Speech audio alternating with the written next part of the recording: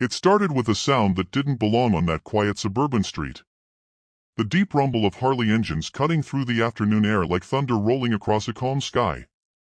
Four bikers rode in, their black vests bearing the fiery insignia of the Hells Angels, their shadows stretching long on the warm pavement. Neighbors watched from behind curtains. Mothers pulled children indoors, and even the wind seemed to hesitate. But amid that rumble and steel, a smaller, softer voice rose, trembling, innocent, and heartbreakingly desperate. "Sir, will you buy my bike?" The men slowed, engines idling low. At the edge of the sidewalk stood a little girl, no more than 6. Her hair was light and messy, her dress too neat for how worn her shoes looked. A pink bicycle with a white basket stood beside her, and in her hands she clutched a cardboard sign that said, "For sale."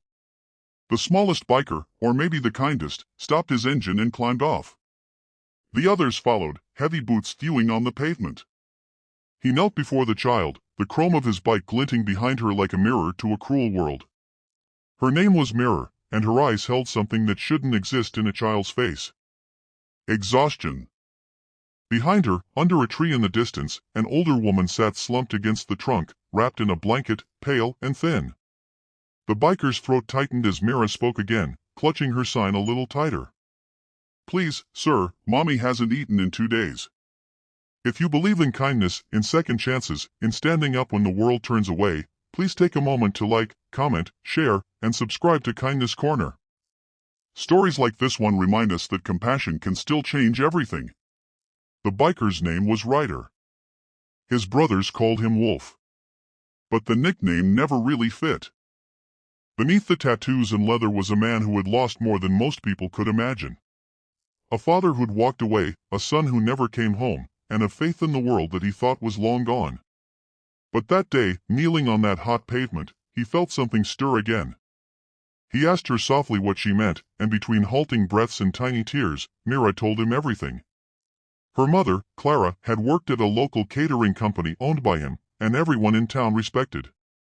Mr. Hensley, the CEO, who smiled on magazine covers and donated to charities for the cameras. When the company downsized, Clara was among those fired.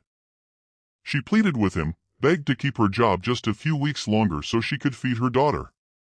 But Hensley didn't care. He said she was replaceable.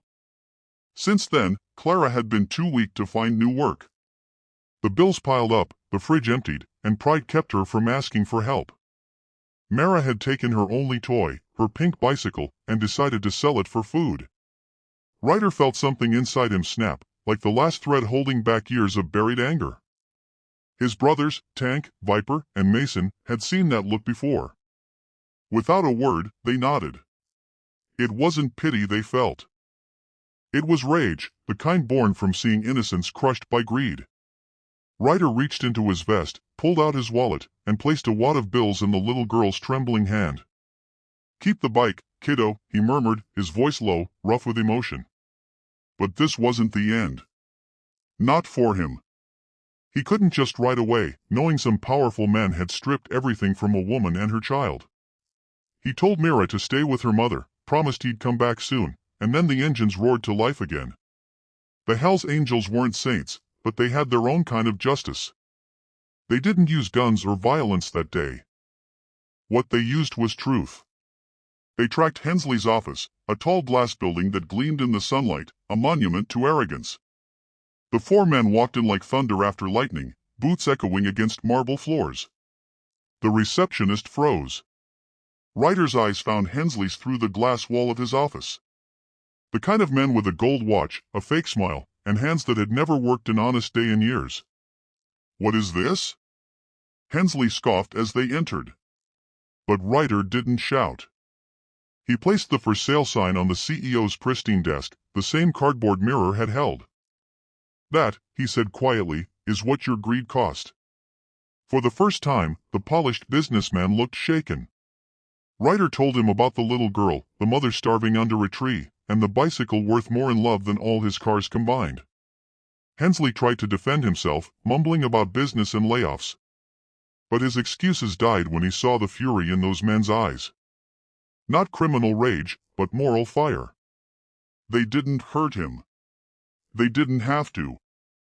Instead, Ryder leaned close and said, "You don't get to buy forgiveness, but you do get a chance to do what's right." By sunset, the news had spread across the town that the CEO who once fired a struggling mother had anonymously donated a year's worth of groceries to families in need, paid off hospital bills for single parents, and rehired those he'd wronged. No one knew what changed his heart. Only a few rough men and a little girl with a pink bike did. When Ryder and his brothers returned to that tree later that evening, Mira ran to them, her eyes wide with joy. Her mother, Clara, stood now, still weak, but smiling for the first time in weeks. The light caught her face, and Ryder noticed the way her hand trembled when she tried to thank him. He simply nodded, tipping his head as the engines cooled beside them. "You don't owe us anything," he said. "Just promise you'll never give up." They shared bread that night, the bikers, the woman, and the little girl who'd sold her bike not for toys, but for love. The sunset painted gold across the chrome, the grass, and the cardboard sign that now lay folded in Myra's lap. For a moment, the world didn't seem so broken anymore. If this story has touched your heart, if it reminded you that compassion can come from the most unexpected places, please take a second to like, share, comment, and subscribe to Kindness Corner.